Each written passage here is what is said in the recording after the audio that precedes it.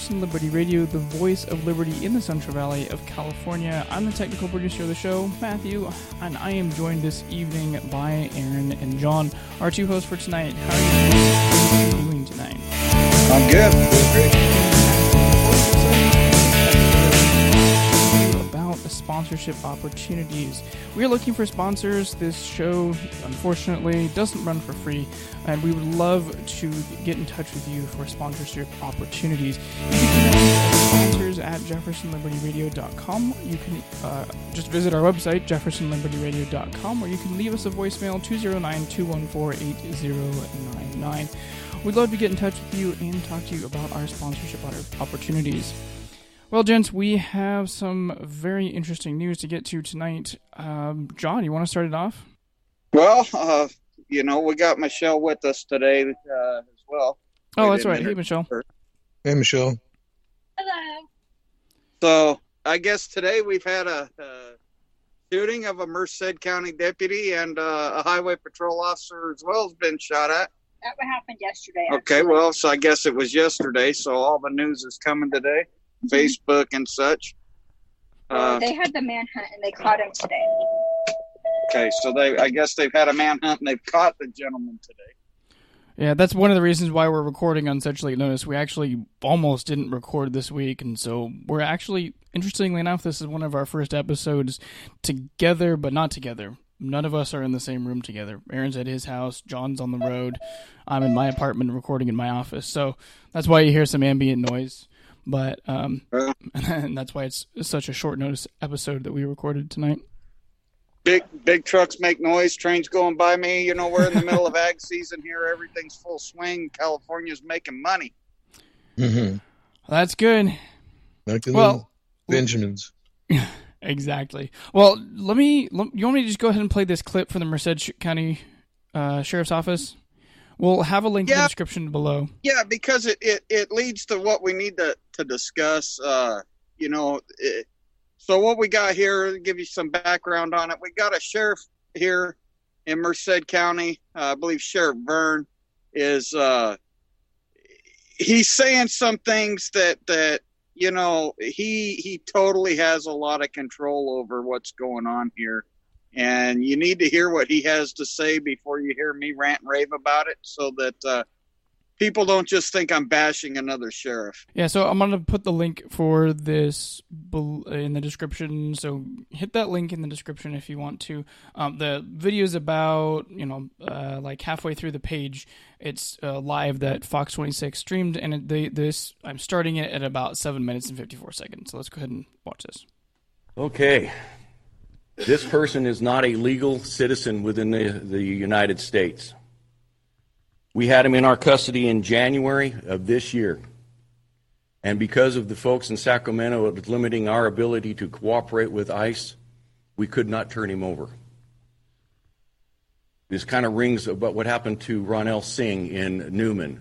Not only has this guy been a danger, proven danger, prior to this incident, the attempted murder of one of my sergeants, the attempted murder of a California Highway Patrol officer because of this, when he should have been not in this country and been placed back in the country of origin.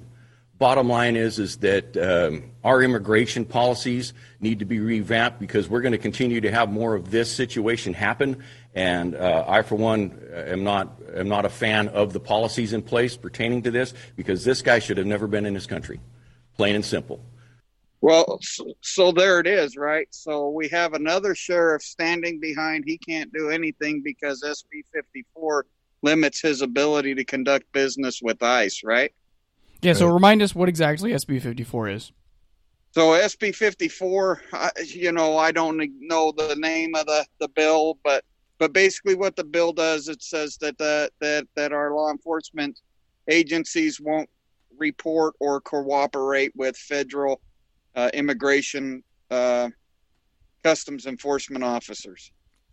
So when our sheriffs detain these guys or gals that are here illegally, they just, go through our system and get let go. There's no federally mandated reporting to the constitutional body that oversees immigration. So basically it hamstrings the local police. And we've talked about this before on a previous episode. Have that link in the description below as well. So check that out if you're interested in more. We did kind of a deeper dive into it at the time the legislation was passed. Right, but what we have here, we have a sheriff, right? And we've had episodes about the sheriff before, where even with our Sheriff Dirksey here in Stanislaus County, I asked the man point blank, "Are you an agent of the people or an agent of the state?" The man dodged the question. But what we have here is videotape evidence from Sheriff Vernon in Merced County saying, "I'm an agent of the state, and I do not have your best interest at heart," because he's allowing SB-54 to be law in Merced County. His obligation is to the Constitution of the United States and the Constitution of California as the highest law enforcement officer in that county and the constitutional officer of that county. Nothing happens there without his say-so or permission. Right, and we've seen other sheriffs. Remind me, it's Mariposa County, right, where Sheriff Doug Benoise up there? Yep, yeah, that. And if I can find a link to that article, I will. But back when we were talking to Shannon Poe a few weeks back, the Mariposa sheriff basically said, and correct me if I'm wrong, John, basically said, like, you're done in my county. You're not able to enforce anything. Well, to the U.S. Forest Service, the U.S. Forest Service has no law enforcement capability in their county. Yeah, and if I remember correctly as well, the Calaveras County Sheriff has done similar things with the FBI as well. I was trying to Google this before the show. I couldn't find any sources for that, so it's kind of just hearsay. But the sheriff is the ultimate authority on these things, okay? Yeah. Now, like my point was to Dirksey, if it was as far as, if people go back to that episode, was as far as Second Amendment stuff, okay? But let's be quite frank. Merced County, I guarantee you, Sheriff Vern down there is issuing concealed carry weapons permits in accordance with the state of California laws, and you know, he's sworn to uphold the Constitution of the state of California and the United States of America, and the Constitution says the right of the people to keep and bear arms shall not be infringed. So by him even being part of the issuance process on a concealed carry weapons permit, let's be quite frank, to keep or let's say possess, how we possess that weapon. If we possess it in a manner in which other people don't know we have it, that's concealed. So by them issuing these permits, he's in violation of the Constitution already, because he should just publicly say, number one, you have a constitutional right to carry, and you have a constitutional right to display. So when we say bear, they meant to show your weapon. Show your weapon to who? The government. So you have a right to what we would call brandish today. Now, these officers were shot, it happens, but they came after this guy with a gun, and he had a gun. So that's a risk they take going in. But for this man to say this guy was very dangerous, and we had to let him go in January because the state has hamstrung us, he's the one that's hamstrung himself, because he's not telling the state that's an unconstitutional law and it will not be enforced in my county. So Michelle said some information, so you could tell them again. Well, according to some of the stuff that I was reading online, I guess he was at a house trying to fix something, and they went to his previous residence to serve him a warrant, and he saw the cops and went and hid in the bushes, and then came out and started shooting the sheriff. Okay, wow. Well, regard, right? And that's unfortunate. But constitutionally, who put that deputy in that position? Yeah, the sheriff did, the Merced County Sheriff. Right, where this man could conduct himself in an illegal manner in California. Right? The sheriff did that because he's complying with an unconstitutional law. Right. Yeah, exactly.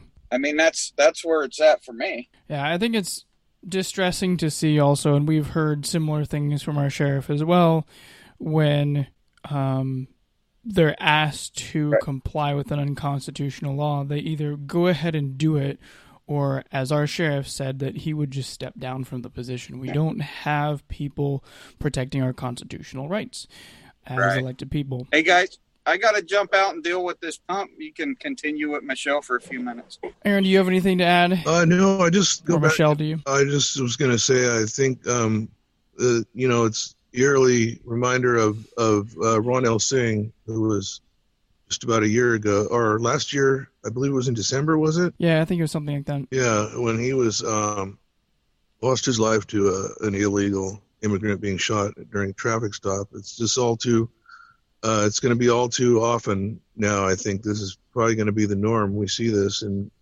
Well, this isn't the first time that this has happened in and around Los Banos, Dos Palace, Dustine, Newman. This isn't the first time this year. This is just one of many. Yeah. Mm-hmm. Yeah. Well, and it's disheartening to see both the sheriff not protecting us, his people, and it's hard because, as you were saying, Aaron, it's just you're going to see things like this continue to pop up until you see sheriffs standing up for their people, both the citizens as well as their own men within the sheriff's department. Kind of begs the question: do these guys, are they afraid of the power that they know that they have constitutionally, or are they scared of that, or are they just ignorant of that? Well, one of the things that we've seen with our sheriff is that he doesn't even think he holds the power. He thinks he's still subjected to the state. He's still subjected to all the regulations therein. When in reality, you see people like the Calaveras County Sheriff and the Mariposa County Sheriff going against the federal government, and that's their right as sheriff to be able to challenge those unconstitutional acts and regulations. That's right. I just think it's them playing both sides of the fence, and you just can't do it. Yeah, no, you can't. They're trying to play politician, and that's not in their job description to play politician. Well, and who better to elect or re-elect than a sheriff who stood up with his job on the line to say, no, this is unconstitutional. I'm going to put a stop to this. I don't understand. To a point, I can understand the politician and them saying, well, I really don't want to do this or do that because so-and-so might get mad about it. But the people that are electing them are the people in the county, the people that matter most to the sheriff's election are the people inside the county. And I feel like it would be across party lines, across demographics, if you had a sheriff who said, I'm going to stand up for unconstitutional laws, ones that get our officers killed or our citizens hurt, or allow illegal immigrants to be coming into this county and causing issues. I don't understand why that's not a selling point for the sheriff when he or she runs. Well, the sheriff's not elected partisanly. The sheriff is a nonpartisan position. Yeah, that's what I'm saying, though, is that type of message would cross party lines. It's not a party thing. That would go across Democrat, Republican, Independent. So you're appealing to a pretty broad base, I would think, with some sort of statement or message or act like that. Yeah, I wonder when one of these sheriffs here in California is going to stand up and say enough is enough. Yeah, it would be nice to see for sure. What's the problem? The problem is everybody, the electorate, thinks that the legislature or the courts or the governor is the final authority, and that's just not the case. Right. Well, it goes back to that shift of power as we've seen over the last years, where you see the government becoming so heavy-handed because of the power that the people have given the government. We've talked about this in numerous different discussions before, but it comes to the point where people don't think of the government as for the people. They think of just the government as something that controls the people. So it's a mindset. We need to change the way we think. Yeah, and I think that it's really important to do so before we continue giving the federal government or the state government more power than they're due, and we lose all of our rights. We already see them trying to infringe upon them with gun control. There are many other areas in which they're infringing upon, so controlling that mindset and really getting out of that mindset is important. Good point. Good point. True. Well, I don't know if you guys have anything else. I know we had posted on Facebook, we're going to talk a little bit about the ballot initiative that didn't really come to fruition. We're probably going to put that on next week's episode. But before we get to that, does anybody have any closing thoughts? I don't. I'm good. No, I'm good too. I'm just like, I just see it happening over and over. We used to have a really nice small community over there on the west side, and between the builders and the bringing everybody from the Bay Area and the illegals, it's not that way anymore. Yeah, well, and it's frustrating to see the citizens who have lived here not doing anything. So if you want to see things change, get in touch with your sheriff. Get in touch with your local politicians. It's really important to stay engaged, keep up on issues like this. Okay, so the bottom line is we got another officer that's shot in the line of duty, another deputy, another highway patrolman. We got a sheriff saying this guy's breaking the law, when in fact, the same sheriff's actually breaking the law as well, because we know the Constitution of the state of California says the Constitution of the United States is supreme law of the land. Constitution of the United States clearly states federal jurisdiction over immigration, and this man is allowing the state Senate and Assembly, the governor, and the Attorney General to tell him how he's going to interpret the supreme law of the land. Well, if he knows that desire or the state's view to be outside of the state's purview, then he himself is committing a criminal act. And we have to hold all these sheriffs accountable.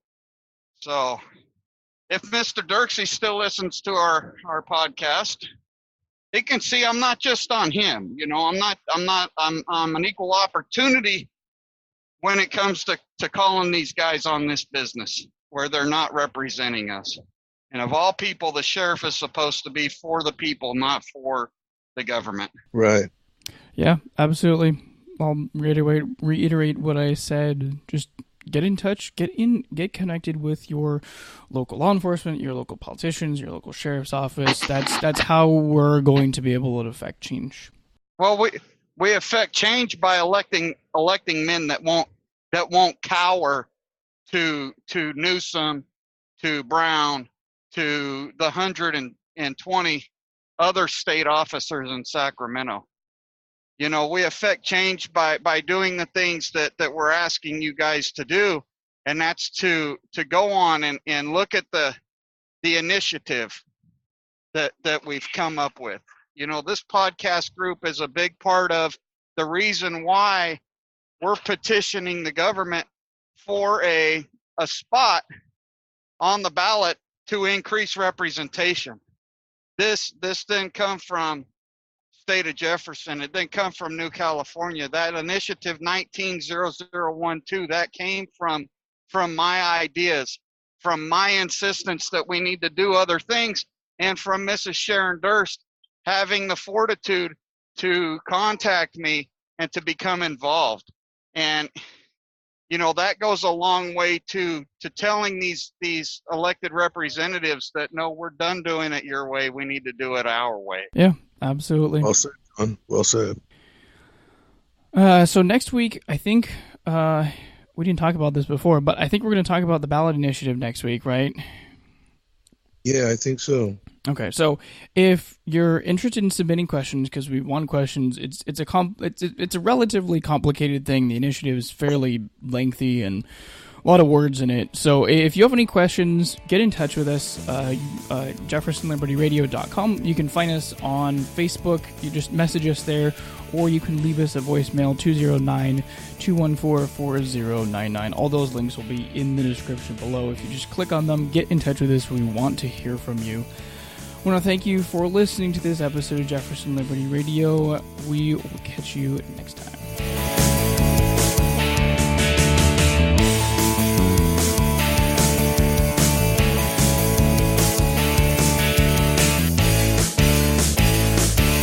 Jefferson Liberty Radio is a production of Forgotten Liberty Media. The views expressed by the host or guests throughout the various episodes may not necessarily reflect the views of Forgotten Liberty Media as a company.